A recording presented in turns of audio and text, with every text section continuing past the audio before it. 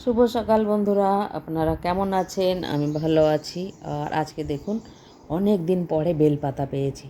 বেলপাতা একজনকে বলেছিলাম আনতে, তা সে পলিথিনে করে অনেকগুলো বেলপাতা নিয়ে এসেছে।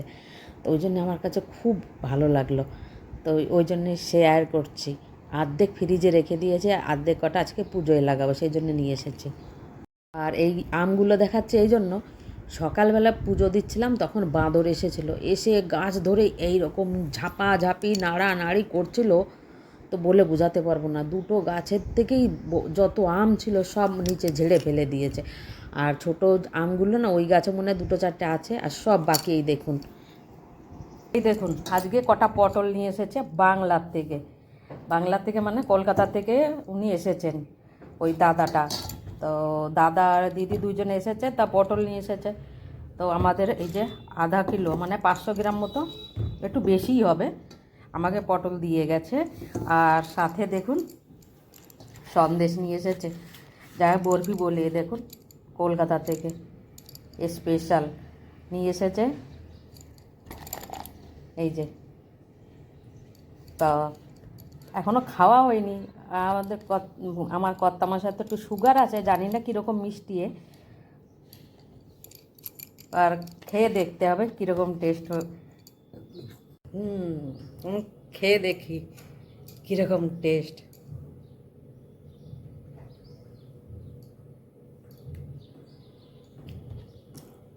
দারুণ টেস্ট।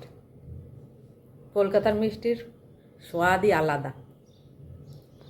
তো এইখানের বরফি বানায়, এখানেরটা আলাদা টেস্ট, কিন্তু এই যে কলকাতার মিষ্টিটা না, এর টেস্টই আলাদা। সত্যি দারুণ টেস্ট। এ দেখুন, আজকে আমি বানাবো পটল দিয়ে পটল পোস্ত, মানে সর্ষে দিয়ে পটল দিয়ে ওই তরকারিটা বানাবো আজকে। আগের বারে দিল্লির থেকে এনেছিল পটল, ওগুলো খারাপ হয়ে গেছিলো আর বানাতে পারিনি, মানে পচে যাচ্ছিলো। দিল্লির থেকে এনেছিল বটে, পটলগুলো ভালো ছিল না, আর গোল গোল টাইপের ছিল, দেখিয়েছিলাম ভিডিওতে। তো আজকের পটলগুলো কলকাতার থেকে এসেছে, তা আমি ভাবছি পটল পোস্ত বানাই, ভালো লাগবে খেতে। আর পটল আর আলু আবার কেটে রেখেছি, ওটা আলাদা তরকারি হবে স্পেশাল। আর এইটা আমার ইচ্ছা করছে আজকে বানাতে, ওই জন্য আমি এটা বানাবো। এর জন্যে আমি দেখাচ্ছি। এই দেখুন, সর্ষে পোস্ত আর জিরে, অল্প মশলা, ওই জন্য এটা হাতে বেটে নেব। তো হাতে বেটে নিলে এমনিও টেস্টি হয়। তো এই যে অল্প একটু আদাও দিয়ে দিলাম, সাথে কাঁচা লঙ্কাটা লাস্টে 2 ডলা দিয়ে নেবো। আর এই যে আমি বাটা শুরু করেছি এই মশলাগুলো। তো এখানে আমাদের বাড়িতে যার যেরকম পছন্দ হয় তার তার হিসাবে এক একটা তরকারি আমি বানাই প্রায়ই। তো আজকে আমার ইচ্ছা করছিল, কিন্তু আমাদের বাড়ির সবাই খায় এইটা, আর বানিয়েছি আমি। তো খারাপ হলে পারে বলবে তুমি রান্না করেছো, তুমি খাও। তো ওটা দিয়ে আমি এখন আর ওটার চিন্তা করি না।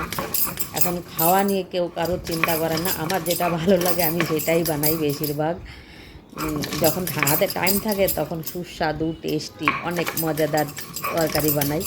আর হাতে যখন টাইম না থাকে তখন ভাবি তাড়াতাড়ি শর্টে ডাল ভাত ভাজা এই সবগুলোই বানাই বেশি, মতলব কমই বানানো হয়, কিন্তু বানিয়ে দিই হাতে সময় কম থাকলে। কেন কি বাড়ির কাজকর্ম করতে করতে হাতে টাইম কমই থাকে, সেই সময় তো আমি এইটাই করি।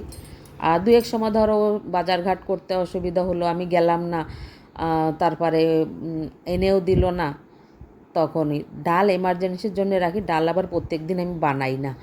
তো আগে তো বানাতাম একদম মাসে একবার মনে হয়, আর এখন আমি প্রায় সপ্তাহে একবার তো বানাই ডাল।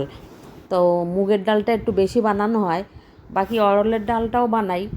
আর আর তোমার তো সয়াবিন তো খাওয়াই হয় আমাদের বাড়ি, আর কমই খাওয়ায়, সয়াবিনটাও প্রায় মাসে একবার থেকে দুবার বানানো হয়। কিন্তু এইবারে পুরো মাস বেরিয়ে গেল, পুরো 1 মাসের বেশি হয়ে গেছে, আমি এখনও সয়াবিন বানাইনি।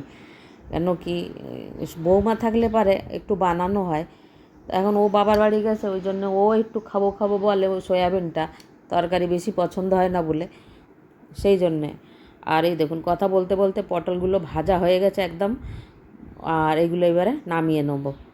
আর ওই যে মশলাটা বেটে রেখেছি ওইটা ভালো করে তেলের পরে ভাজা করে নেবো, তারপরে বানাবো। এখন সবাই আলাদা আলাদা বানায়, আমিও আলাদাই বানাই, ਪਰ আমার যেটা ভালো লাগে আমি ঠিক সেইভাবেই বানাই। पर টেস্টি লাগার দরকার, চাই কেউ কোনোভাবে বানাক তরকারিটা টেস্টি হওয়ার দরকার।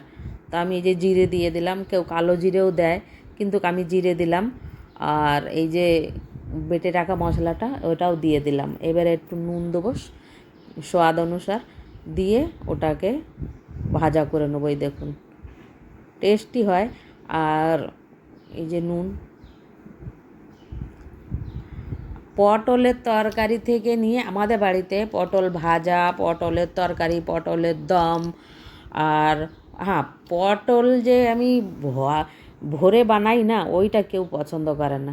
তো ওই জন্য আমি আর বানাই না। কি যে পুর ভরা পটল বলে না, যেরকম আমি নিরামিষ বানালাম আর পটলের মধ্যেকে যে কি পনির দিয়ে দিলাম ভরে, মশলা বানিয়ে ভরলাম, ওটা কেউ পছন্দ করে না। ওরা বলে কি আমাদের বাড়িতে যে সিম্পল পটলগুলো ভাজা করে রেখে দিলে আরও টেস্টি হয়। সেই জন্যে আমি আর বানাই না। আগে 2-3 বার বানিয়েছে, তো আমাদের বাড়ি কেউ খেতেই চায় না, ওই জন্য আমি আর বানাই না। তো আমি খালি মেহনত করে কী লাভ, আমার ইচ্ছা মতো বানালে তো যদি নাই খায়, আর একা কত খাবো, সেই জন্যে আর বানাই না ওই জিনিসটা। তো এই যে ভাজা হয়ে গেছে মশলা, পটল দিয়ে একটু কষিয়ে নিয়ে জল দিয়ে দিলাম। আর এই দেখুন আমাদের আজকে দুপুরের আমের টক মানে চাটনি, আর আলু পটল চিংড়ি আর বানিয়েছি। আর এই হচ্ছে কি না পোস্ত, সর্ষে পোস্ত দিয়ে পটল, আজকে আম দিয়ে ভোগ লাগিয়েছি। এই যে আজকে আমের ভোগ। আপনাদের আজকের ভিডিওটা কেমন লাগলো? ভালো লেগে থাকলে অবশ্যই সাবস্ক্রাইব করবেন আর লাইক শেয়ার করবেন। সবাই সুস্থ থাকুন, ভালো থাকুন।